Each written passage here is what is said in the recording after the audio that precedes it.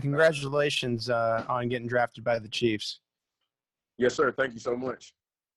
In your own estimation, of all the teams in the National Football League, you end up here. What do you think makes the Chiefs the best fit for what your game brings to the table? Just how versatile the offense is, and they were big on being able to get the running back out in space, and I feel like that was where I absolutely thrived. The Chiefs, they made a great call.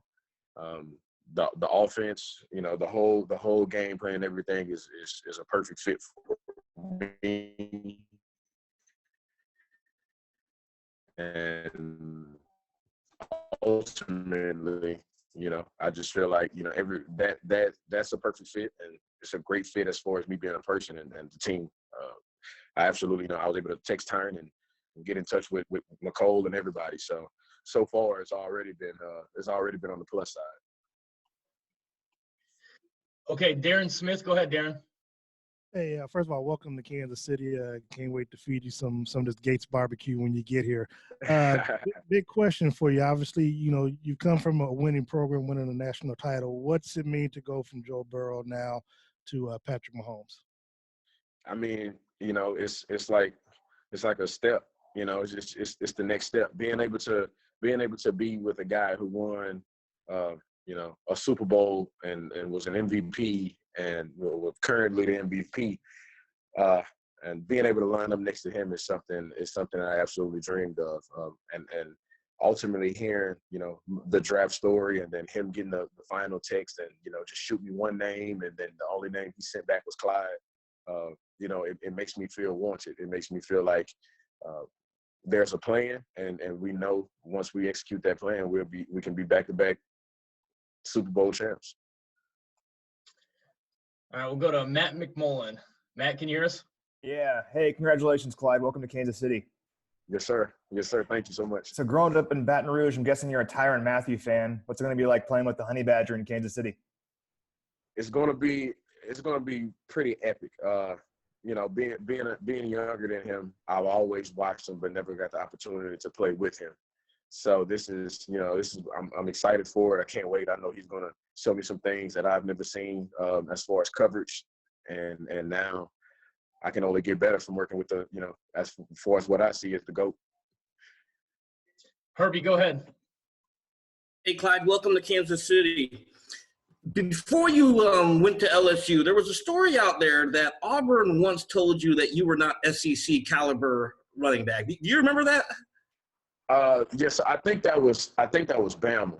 So we were actually going to Bama, but yeah, I remember that I was told that I wasn't SEC caliber.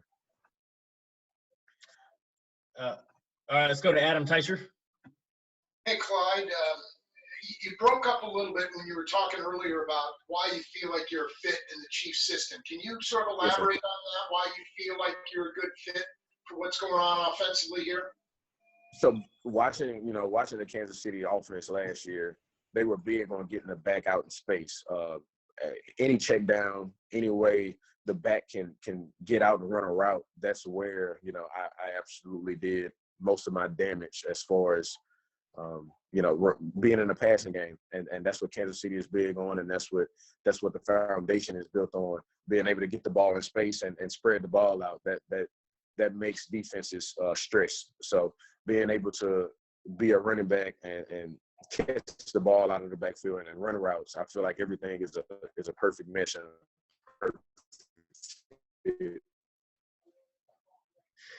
All right, guys, we got time for a couple more here. Let's go with Matt Derrick. Hey, Clyde, welcome to Kansas City. There's been quite a few LSU running backs that have come through Kansas City the last few years, and I think you're pretty close to Darrell Williams. What kind of influence has Darrell had on you, and what is it about LSU that makes it such a great place for running backs that want to go to the NFL? Growing up, I was coming in under Darrell in the LSU's running back room.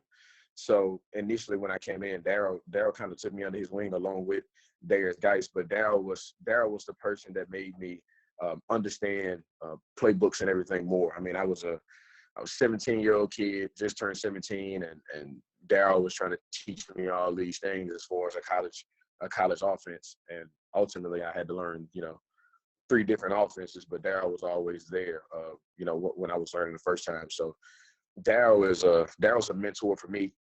As soon as my name came across the screen, Daryl was the first person that the first number that came across my screen. So ultimately, I mean, he's a big brother to me, and being a running back at LSU just means more than just saying it. We walk in with a legacy in the room, and then you leave with a greater legacy, and that's just the nature of it. Everybody comes in and compete, and that's the same way at Kansas City. So I can't wait to compete. All right, Nate Taylor, why don't you close us out?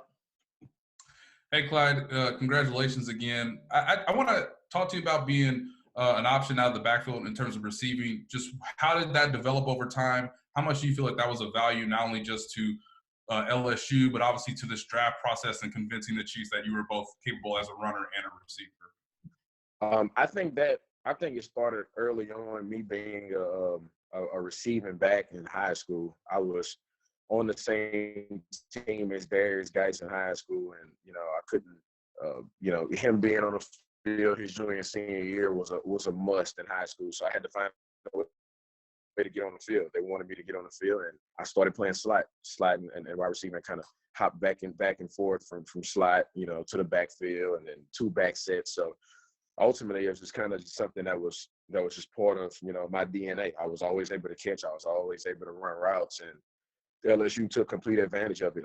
With my last year, being able to get me out in space and let me run routes, because that's always that was the thing that I did.